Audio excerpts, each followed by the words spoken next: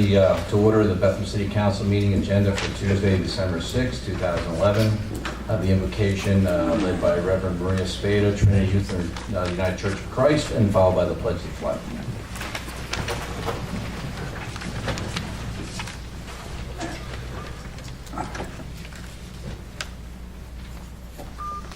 Speak here.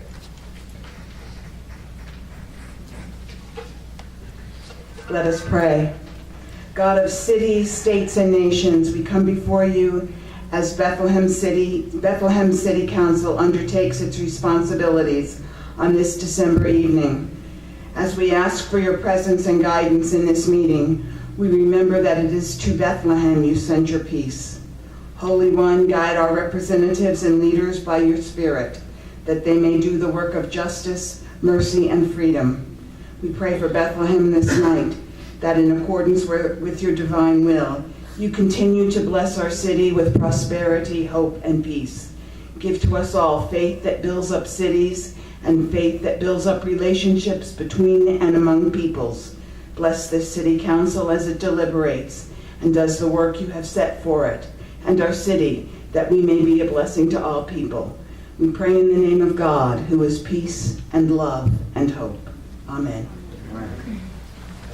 Pledge allegiance to the flag of the United States of America and to the republic for which it stands, one nation, under God, indivisible, with liberty and justice for all. Amen.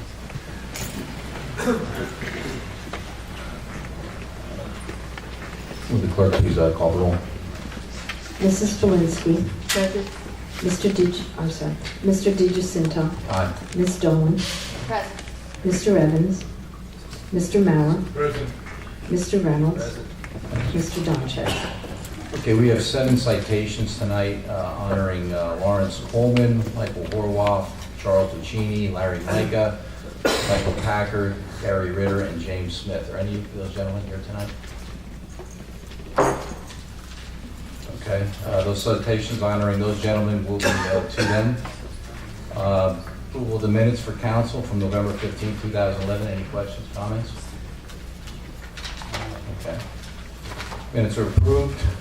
Courtesy of the floor for public comment on ordinances and resolutions to be voted on by council this evening with a 5-minute time limit.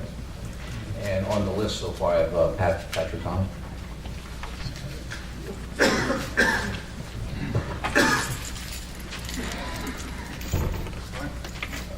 Usually out there. And just provide your name and address then, please. Good evening, I'm Pat Collin, representing the Collin Funeral Home at 245 East Broad Street in Bethlehem. Mr. Mayor, Mr. Chairman, there's a resolution that is being recommended to charge for funeral escorts in the amount of $150. I've been in the funeral business for over 40 years, and our family has been in it since 1920. And first of all, I want to thank the city for the years and years of providing the police escorts. And there's no question that it's 100% safer with a funeral procession being led by police officers. The drivers that are not in the procession are more readily to stop and allow the procession to follow through. The drivers in the procession feel safer, and the procession can drive from point A to point B without stopping at traffic lights, and therefore get through town quicker, which reduces the time other drivers are delayed. And it's truly a feather in the cap of the city to offer police escort funerals. But I do have some concerns with the resolution and the amount. And my biggest concern is the safety of driving a procession of 10 to 40 cars through the city of Bethlehem. If the amount is $150, funeral homes, in my opinion, will now start passing that fee to the families that we're serving. And there are some families that are going to opt not to pay that fee. The families that have the most need for the escorts, the large families, are often the families that have the most financial restraints. I have a concern with what would happen if there are multiple funerals in one day and we're all request an escort, a paid escort, and there's not enough manpower to provide that. It's one of my concerns. I have a concern that what's the liability if a car is in an accident when a family opts not to pay for this escort? I have a concern when the family opts for not paying for the fee for the escort. Are we as funeral directors that are leading the funeral supposed to stop at each traffic light, at each stop sign, so the funeral stays close together, and therefore being almost like a train going through town? I have a concern that when there is a financial difficulty from the families that we serve, would the city be willing to adjust that fee? And I have a concern that does the fee cover the whole funeral, from going to a funeral home, to a church, to a cemetery, or is that considered several escorts? So all I'm asking council is when you're considering this vote, I would hope that you would look at possibly the long term and how it would affect and realize that, in my opinion, that some families will opt not to pay for this service and therefore causing a very less safe manner in the process of a funeral procession driving point A and point 3B through the city. So ask yourself, is it really best for the city? So I want to thank you for giving me this opportunity to share some of my thoughts. Okay, thank you very much. Anyone else? Mr. Shire.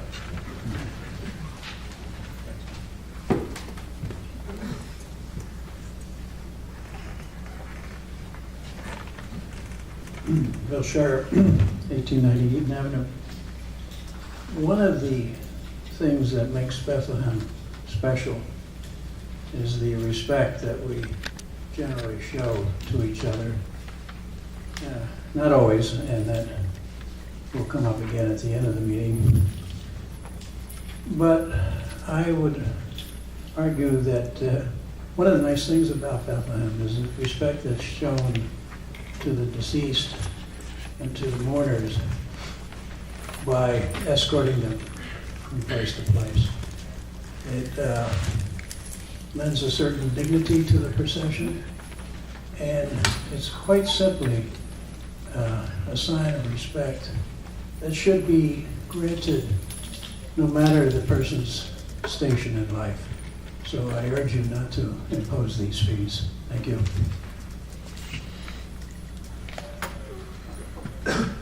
Anyone else? Okay, let's move into the agenda. Old business, members of council, old business. Any tabled items, unfinished business? Communications, communications 7A. Bethlehem Authority Executive Director, Wind Energy Project, terminating letter of intent. A letter dated November 17th from Stephen Rapash, the Executive Director of the Bethlehem Authority, advising that the Bethlehem Authority recently terminated the letter of intent with Call Mountain Wind to negotiate a license agreement for use of certain Bethlehem Authority watershed property in Penn Forest Township, Carbon County, to develop a wind energy project. The letter of intent was approved through council's resolution. The letter of intent was terminated due to the inability of Call Mountain Wind to negotiate a license agreement based on the terms identified in the letter of intent. The Bethlehem Authority will now issue a request for proposals from interested developers to hopefully move the project forward. And this is for information only. Communications 7B, City Solicitor, amending Article 521, funeral processions fees. Attached is a proposed ordinance to amend codified ordinance section 521.01 funerals and authorized processions, and a proposed resolution to establish the associated fee of $150. The Finance Committee has advised that they do not wish to schedule a meeting to review this matter. Bill number 39, 2011 is on the agenda this evening for first reading. The resolution will be placed on December 21st agenda. And I might add, for those people who made comments, that council can still give comment on that particular resolution before it is brought up next time. So, Communication 7C, City Solicitor, establishing Article 1501, fire safety and code enforcement inspection fees. A memorandum from John F. Spurk Jr., Esquire, City Solicitor, dated December the 1st, attached to which is a proposed ordinance to establish Article 1501, fire safety and code enforcement inspection fees, along with the proposed resolution to establish the fees. The Finance Committee has advised that they do not wish to schedule a meeting to review this matter. Bill number 40-2011 is on the agenda this evening for the first reading. The resolution was placed on the December 21st agenda. Communication 7D, Business Administrator, amending pension plans, compliance with regulations. A memorandum dated December 1st from Dennis Riker, Business Administrator, advising that forwarded are plan documents for the police, fire, and officers and employees' pension plans. The amendments do not change the operations of the pension plans, but they update certain sections of the plans to reflect standard IRS language. The IRS is requiring that tax-qualified plans contain this language, even though it does not affect plan benefits. It is requested that first reading of the ordinances occur this evening, December the 6th, and second reading on December the 21st. The required language has been reviewed by the solicitor. Okay, Bills 36, 37, and 38 are on the agenda this evening for first reading. Communication 7E, Business Administrator, entry-level police and fire exams fees. The administration is requesting an increase for entry-level police and fire exams from $25 to $50. The last increase was in 1999, and it increased the fee from $20 to $25. The cost to give the exams based on 500 applicants is $10,575, which would double to $21,150 if there are 500 police and 500 fire applicants. It's paid to McCann, who provides the test. This does not include the time spent at the testing site for the Human Resources Director and those that assist. A list of charges from other cities is included in the memorandum. If approved, the city would net about $10,000, a portion of which would go to the training. And the Finance Committee has advised they do not wish to schedule a meeting to review this matter. The resolution will be placed on the December 21st agenda. Communication 7F, Special Council Committee amendments to rules of council, nominations, and elections proposed procedures. A memorandum from the chairwoman of the Special Council Committee dated December 1st, attached to which are summaries of motions made by the Special Council Committee at its meetings on October 21st and November 30th on the rules of council revisions, nominations, and elections procedures. In accordance with the rules of council, these proposed amendments are presented in writing for this evening's meeting of council that is held at least 2 weeks prior to the date when the same are to be finally considered and shall be adopted only by the affirmative vote of 4 members of council. And this resolution will be placed on the December 21st agenda. Let's move on to reports. The President Council has 2 reports tonight. A committee of the whole meeting is scheduled tomorrow, Wednesday, December 7th at 7:30 p.m. at Town Hall on the proposed energy savings project and the 5-year capital plan. Also, upon adjournment of the committee of the whole meeting tomorrow, Wednesday, December 7th, the 3rd budget hearing is scheduled to review the following budgets: Public Works Department, Liquid Fuels Fund, Non-Utility Capital Fund, Community Development Block Grant Fund, and Community and Economic Development Department. Mr. Mayor. Thank you, Mr. President. I've got a number of administrative appointments this evening. My first one is Administrative Order Number 1376. I hereby appoint Joseph S. Saka, 516 12th Avenue, Bethlehem, Pennsylvania, 18018 to the Civil Service Board for Police, and this appointment is effective through February of 2012. And the resolution to confirm is sponsored by Gene Belinsky and J. William Reynolds. Questions or comments? Will you please call the roll? Mrs. Belinsky. Aye. Ms. Dolan. Aye. Mr. Evans. Aye. Mr. Mauer. Aye. Mr. Reynolds. Aye. Mr. DeGiussento. Aye. Thank you. Administrative Order Number 1377. I hereby reappoint Dennis R. Connell, 715 North New Street, Bethlehem, Pennsylvania, 18018 to the Codes Board of Appeals, and this appointment is effective through December 2014. And the resolution to confirm is sponsored by Gene Belinsky and J. William Reynolds. Any questions or comments? Please call the roll. Mrs. Belinsky. Aye. Ms. Dolan. Aye. Mr. Evans. Aye. Mr. Mauer. Aye. Mr. Reynolds. Aye. Mr. DeGiussento. Aye. Thank you. Administrative Order Number 1378. I hereby reappoint Flexer A. Illick, 20 Wall Street, Bethlehem, Pennsylvania, 18018 to the Codes Board of Appeals, and this is effective through December 2014. And the resolution to confirm is sponsored by Gene Belinsky and Gordon Mauer. Questions or comments? Please call the roll. Mrs. Belinsky. Aye. Ms. Dolan. Aye. Mr. Evans. Aye. Mr. Mauer. Aye. Mr. Reynolds. Aye. Mr. DeGiuseppe. Aye.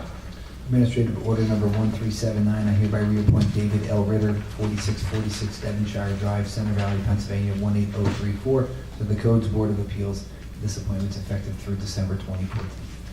And the resolution to confirm is sponsored by Jim Belinsky and J. William Reynolds. Any questions or comments? Please call the roll. Mrs. Belinsky. Aye. Ms. Dolan. Aye. Mr. Evans. Aye. Mr. Mauer. Aye. Mr. Reynolds. Aye. Mr. DeGiuseppe. Aye. Administrative Order Number 1380, I hereby reappoint Sandy Gillen, 804 Wood Street, Bethlehem, Pennsylvania, 18018, to the Fine Arts Commission, and this appointment is effective through December 2014. And the resolution to confirm is sponsored by Gene Belinsky and J. William Reynolds. Questions or comments? Please call the roll. Mrs. Belinsky. Aye. Ms. Dolan. Aye. Mr. Evans. Aye. Mr. Mauer. Aye. Mr. Reynolds. Aye. Mr. DeGiuseppe. Aye. Administrative Order Number 1381, I hereby reappoint Ellen Johnson, 55 East Church Street, Bethlehem, Pennsylvania, 18018, to the Fine Arts Commission. This appointment is effective through December 2014. And the resolution to confirm is sponsored by Gene Belinsky and J. William Reynolds. Questions or comments? Please call the roll. Mrs. Belinsky. Aye. Ms. Dolan. Aye. Mr. Evans. Aye. Mr. Mauer. Aye. Mr. Reynolds. Aye. Mr. DeGiuseppe. Aye. Administrative Order Number 1382, I hereby reappoint Patricia Candianis, 1310 Gaspar Avenue, Bethlehem, Pennsylvania, 18017, to the Fine Arts Commission, and this appointment is effective through December 2014. And the resolution to confirm is sponsored by Gene Belinsky and Eric Evans. Any questions or comments? Please call the roll. Mrs. Belinsky. Aye. Ms. Dolan. Aye. Mr. Evans. Aye. Mr. Mauer. Aye. Mr. Reynolds. Aye. Mr. DeGiuseppe. Aye. Administrative Order Number 1383, I hereby reappoint Dolores Sproul, 528 Wild Mint Lane, Allentown, Pennsylvania, 18104, to the Fine Arts Commission, and this appointment is effective through December 2014. And the resolution to confirm is sponsored by Gene Belinsky and Eric Evans. Any questions or comments? Please call the roll. Mrs. Belinsky. Aye. Ms. Dolan. Aye. Mr. Evans. Aye. Mr. Mauer. Aye. Mr. Reynolds. Aye. Mr. DeGiuseppe. Aye. Thank you. And finally, Administrative Order Number 1384, I hereby reappoint Jane Schaefer, 2779 Red Oak Circle, Bethlehem, Pennsylvania, 18017, to the Sister City Commission. This appointment is effective through December 2014. And the resolution to confirm is sponsored by Gene Belinsky and Eric Evans. Any questions or comments? Please call the roll. Mrs. Belinsky. Aye. Ms. Dolan. Aye. Mr. Evans. Aye. Mr. Mauer. Aye. Mr. Reynolds. Aye. Mr. DeGiuseppe. Aye. No further reports, Mr. Thank you. President. Thank you very much. Finance Committee, Mr. Reynolds. The Finance Committee met on Monday, November 21st in Town Hall at 8:45 p.m. upon the adjournment of the second budget hearing that started at 7 p.m. The committee considered the following: third quarter 2011 gaming revenue, excess gaming revenue. The members of the committee unanimously approved the expenditure of the excess gaming revenue above what was budgeted in 2011 in the amount of $475,404.35 to be used towards payroll and medical expenses. Memorandum is to be sent to the Administration Control. Thank you. Thank you very much. And Mrs. Dahl. Thank you. The Special Council Committee met on Wednesday, November 30th, 2011 at 6 p.m. in the Mayor's Conference Room. The committee considered the following: rules of council, finalizing revisions, and nominations and elections procedures. The committee completed its review of the rules of council and recommended revisions to various rules. The committee also recommended that rules be added for nominations and elections of the President of Council and the Vice President of Council. The proposed amendments to the rules of council are to be presented in writing at this meeting of City Council, and that's this meeting is 2 weeks prior to December 21st, 2011 date, when the revisions are to be finally considered. The revisions shall be adopted only by the affirmative vote of 4 members of council. The committee did not review the following, which was on our agenda: council solicitor role, but does intend to review the issue in the future. Thank you. Thank you very much. There are no ordinances for final passage. New ordinances.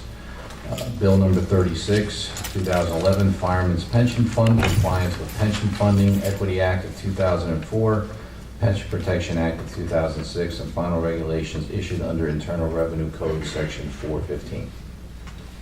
An ordinance of the City of Bethlehem, Counties of Lehigh and Northampton, Commonwealth of Pennsylvania, amending Article 151 of the codified ordinances entitled Fireman's Pension Fund in order to comply with the Pension Funding Equity Act of 2004, Pension Protection Act of 2006, and the final regulations issued under the Internal Revenue Code, Section 415, effective as provided in the amendment.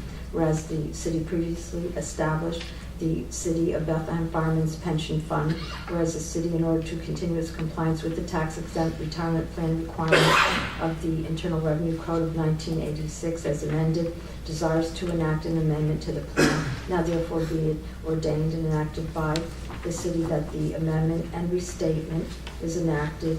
Dennis Reichert, as agent of the employer, executed the attached amendment and restatement of the plan. Section 3 is a repeal of Bill number 36, sponsored by David G. Jacinto and J. Reynolds.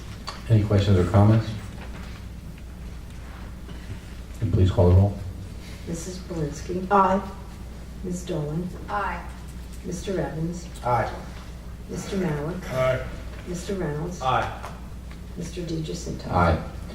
Bill number 37, 2011, Police Pension Fund, compliance with Pension Funding Equity Act of 2004, Pension Protection Act of 2006. Final regulations issued under Internal Revenue Code Section 415 and Heroes Earnings Assistance and Relief Tax Act of 2008.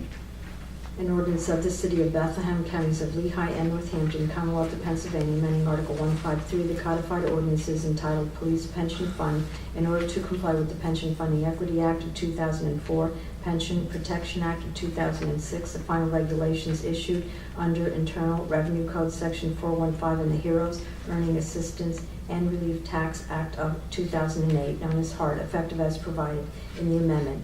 Whereas the city previously established the City of Bethlehem Police Pension Fund, whereas in order to continue its compliance with the tax-exempt retirement plan requirements of the IRS Code of 1986 as amended, it desires to enact an amendment to the plan. Now therefore be it ordained and enacted by the city that the amendment and restatement is enacted. Dennis Reichert, as agent of the employer, executed the amendment and restatement of the plan. The 2011 HART Compliance Amendment to the City of Bethlehem Pension Fund is hereby enacted. Dennis Reichert, as the agent of the employer, is authorized and directed to execute the attached 2011 HART Compliance Amendment to the plan. Section 5 is a repeal of Bill number 37, is sponsored by David D. Jacinto and J. Wayne Reynolds. Any questions or comments, please? Please take the roll. Mrs. Belinsky. Aye. Ms. Dolan. Aye. Mr. Evans. Aye. Mr. Mauer. Aye. Mr. Reynolds. Aye. Mr. D. Jacinto. Aye. Bill number 38-2011, Officers Employees Retirement and Pension System, compliance with Pension Fund Equity Act of 2004, Pension Protection Act of 2006, and final regulations issued under Internal Revenue Code Section 415. An ordinance of the City of Bethlehem, Counties of Lehigh and Northampton, Commonwealth of Pennsylvania, amending Article 155 of the codified ordinances entitled Officers and Employees Retirement and Pension System in order to comply with the Pension Funding Equity Act of 2004, Pension Protection Act of 2006, and the final regulations issued under Internal Revenue Code Section 415, effective as provided in the amendment.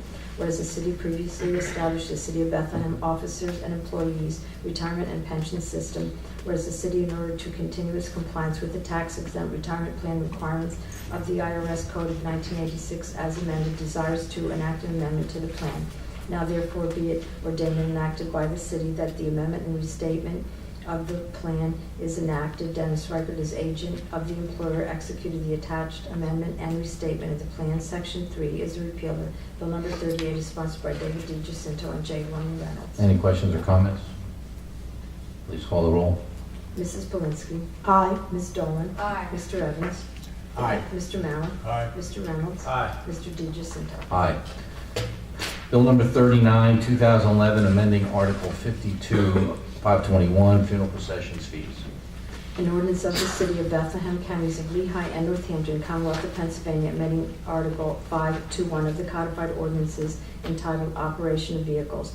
The Council of the City of Bethlehem ordains as follows that Section 521 of the codified ordinances, which is funerals and authorized processions, shall be amended to read as follows. Paragraph B is added, a fee shall be charged for a police escort of a funeral or other authorized procession in accordance with the fee schedule as is set forth from time to time by resolution of council of the city of Bethlehem. Paragraph C is added, the funeral home shall pay the fee directly to the city of Bethlehem. Other editorial amendments are made to the section along with re-lettering of the section. Section 2 is a repealer. Bill number 39 is sponsored by David B. Jacinto and Gordon Mauer. Questions, comments? Ms. Dolan? I want to make a comment on this because I think it's a sensitive issue. But at the same time, I understand that the city is, well, we all know that the city's like every other government and like a lot of us is facing fiscal challenges. And we loved the fact that over the years when we did have more discretionary funds, that we could do wonderful things like letting our police officers lead processions of in funerals. We did more than that in years past, and some of it was really patently unfair. Like, for example, I remember when police officers used to position themselves, I believe only in front of First Pres, if I'm not mistaken, to assist people leaving church in the morning. They would stop traffic. The church was over at First Pres, and the police officers would allow the members of First Pres to easily get out of the church parking lot. And that came to an end. This isn't quite like that, but there are other businesses in the city that would certainly benefit and would like escorts. You can think of many situations, school buses, even regular escorts for ambulances or other emergency vehicles. It's not done, it's not expected, but we could be escorting a lot of different businesses around the city. But what I think the city is doing to its benefit is the city is asking itself, what is it that we're in the business to do? What are we best at? What do we do? Because in deference to the taxpayers, every time we provide a service that really isn't a service of a city, it isn't what we do best, it isn't our job really to do, then we pass that cost on to the taxpayer. So one way or the other, someone's going to pay for it. So the question is, who should pay for things? Who should take on the responsibility for things that the city really is not in the business of doing? We're not the experts in that. And I would say, having attended more than my share of funerals in cities that have police escorts and cities that do not, that the experts at running funeral processions are the funeral homes. Everyone gets the directions and the rules ahead of time. The lead cars are always marked with flags that you can see. They've even gotten better at this over time. I've seen that all vehicles now get flags. Everyone's told to put their lights on. The lead vehicle goes at a very slow rate of speed. And my experience is that the police escort's just, another vehicle.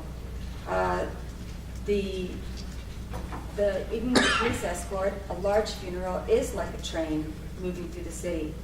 And if you happen to be at one of those intersections where a funeral comes through, you kind of turn off your engine and with respect you sit and you wait. And I don't see the necessity for a police escort for all funerals, but if it's absolutely necessary, or the people who are grieving really feel that they need a police escort, then that is an expense. And yes, perhaps it would be passed on to the family that's running that funeral. But I would also make clear that the funeral business is a business. And when someone in your family dies, one of the first things you have to do is unless it's been planned ahead of time, is you have to meet with the funeral director, who very graciously and politely leads you through a series of choices. And those choices are, do you want this coffin that has, the extra cushion and the head and all these other things that cost this much money? Or do you want this coffin? Or do you want, the pine box? And you still have choices to make, and those choices cost money. And so this would be one more choice that you would make. But I don't see it as being disrespectful if a funeral home with all of their incredible capabilities and all of their rituals doesn't have a police escort. I don't see that as being a sign of disrespect. There are many ways that we show respect to the dead and to mourners in this community, protection of our grave sites, etc. But this is something that Bethlehem did when Bethlehem was sort of fat and could spend its money to do that. But now we're trying to get down to doing the businesses that we're best at and sticking to what city government is trained and specialized to do. And our police department isn't really, I'm not sure that they're trained in how to, at police academy, how to lead escorts. Maybe they are, but it's certainly not their primary focus. So I don't think it's a disrespectful thing for anyone on this council to vote in favor of a $150 charge. I think, it's just part of turning over to the individual taxpayer the money that belongs to them, and then the individual buyer the option to have a service or not. And I think that's, to be honest, more fair to the citizens of Bethlehem than assuming that everyone wants that service. Thank you. Thank you. Anyone else? Mr. Rounds? Yeah, this is a question. I'm not sure if it's for Commissioner Schiffer or who would answer this, but I was just curious about what the origin was of the number $150. As far as if we determined that that's what it generally costs us to do it, just where that number kind of came from. Commissioner can speak in more detail about the origination of where the fee came about, but and he can also speak if you wish in kind of in a broader sense of the thinking behind this. But I can say that that it is a balance, as Councilwoman Dolan pointed out, that we are, and the Commissioner can speak to this in more detail. We are the only city in Lehigh Valley that provides this service now. Allentown and Easton do not provide funeral service, paid or unpaid, for the deceased, and I don't know that we would say that Allentown or Easton disrespect those that have passed. I don't know that anyone's willing to make that claim. So it is a nice service that the city provides. It's an important service that the city provides. We're willing to continue to do it, but because we're going to now charge for it, we don't feel that it's fair to obligate people to do it, and it is a choice. And so, and then Commissioner Schiffer can speak to some of the national trends, but the other point I'd like to make is, these traffic, they are quite good at the funeral processions. They are trained and they work. Anyone who's been a part of it know that they work, very seamlessly as a team. They do a great job, and they are skilled at it. And we're not suggesting that we would stop providing the service, but we do recognize that it does place a burden on the city that other cities don't have, and that there are costs associated with it, and that these individuals are not participating in. It takes a good part of the day of the morning to be a part of this, of a funeral procession. And so if they're not out there doing, you ask what's fair to the citizens or fair to the taxpayers, if they're not doing that service for an individual for a funeral, they are trained traffic police officers out there doing traffic police officer duties. So they're doing other services that perhaps the city resources would be best directed towards. So it's not, there's an added benefit if these folks are not doing the funeral procession, and they're doing other work to keep the city safe and the streets and traffic calm. So, Jason, if you want to answer the question, and I know you have some other data to discuss. Sure. Mayor? That's great. All right. I don't know if I need this or not. If I may, I'd just like to address Councilwoman Dolan's statement about the First Presbyterian. Just as a point of interest, the First Presbyterian Church hired our police officers for years. They were paying a rostered officer to be there for traffic enforcement or traffic control every Sunday morning. So that was something that we were not providing, but I think it's a relevant point that they were paying that officer a set amount of money to cover their costs to be there. So that wasn't something that the police department was just doing. So there was no favoritism. This funeral escorts have been an issue within our department for as long as I can remember. It's been a point of contention between many officers and then the officers who perform those functions. You may not be aware, but we have a separate traffic division that's made up of primarily motorcycle officers, and a good portion of their shift every single day is dedicated to escorting funerals. And because of the nature of a funeral escort, when they have to arrive and if they're showing up for a service, they get them from one point to the next and then wait for a service. There is a period of downtime, sometimes it's an hour or so, but that period of time is such that we can't assign those officers to do anything else. They show up on an escort, sit around and wait. Most of the time they're just kind of in back, sitting on the motorcycles, waiting for the service to be over, then they'll escort them to the cemetery or wherever they may be going. And that caused us to look at this. We've been looking at this for over a year. And it's really brought to my attention from within the police department. And they've been not so affectionately termed the feds, the funeral escort division, because in most officers' opinion, that's all they're doing. They're really just running from one funeral to the next. And I think it's crucial to realize that they're not in the call stack. Like, they don't show up on the dispatcher's computer screen as an available police officer to be sent for a medical emergency or for an alarm call or for a traffic crash, even though there's a traffic unit. They don't handle any of those things. They escort funerals. And conservatively, you're looking at approximately $125,000 a year in their salaries, given that these 4 officers spend about half their shift just doing that function. That's a large amount of money, plus obviously the wear and tear on the motorcycles. They wear out at a faster rate because they're being used for that sort of function, and we're facing replacing those and financial hardships.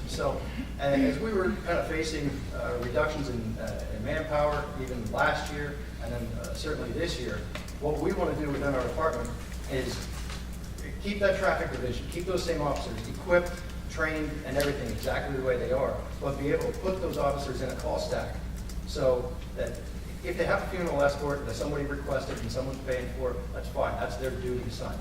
But other than that, they will be able to be out on the road doing aggressive traffic enforcement, handling calls, doing the job that every other police officer does here in the city. I think that's important. That's an important service and provides more safety to the citizens of Bethlehem than anything else that they could be doing. To answer your question about the fees, when this was brought to my attention, I started looking at it and started really crunching the numbers. I looked at, in 2010, we did 612 funeral escorts during that year. And that's when I started breaking down. I ran numbers in our computer. How long was the average funeral escort? How many officers were on the average funeral escort? Started crunching numbers, how it came out. And I didn't arrive at that number from that. And it seemed around $100 was about the minimum amount that we would be encountering. And it could go significantly up from there because some large escorts will dedicate 2, 3, or sometimes even more officers to do that.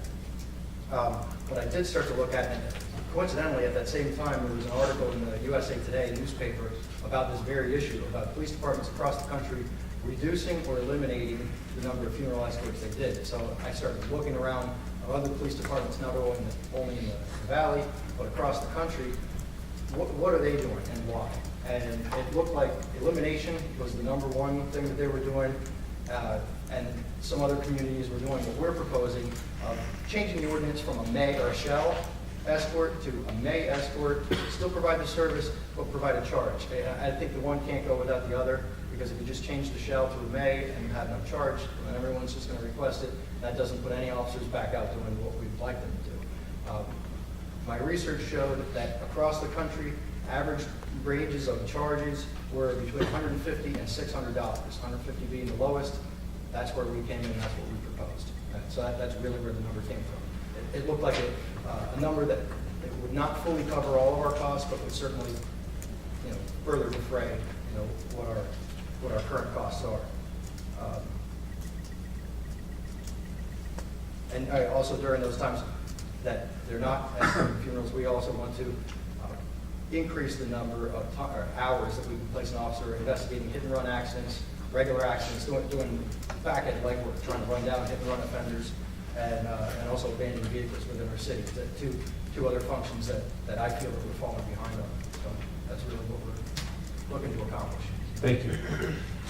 As a member of the Finance Committee, I agreed with my colleagues to move this to, not move it into committee, because I thought the grouping of fees that were put together were all pretty legitimate, including the one we're talking about now, for a lot of the reasons that were mentioned by the mayor and Commissioner Schiffer. My only question was on the 150. I didn't know whether that was reasonable or not reasonable compared to other parts of the Lehigh Valley, other municipalities. And I guess the only other question I have is, if whatever fee we agree to at the end for this resolution, because I think there should be some,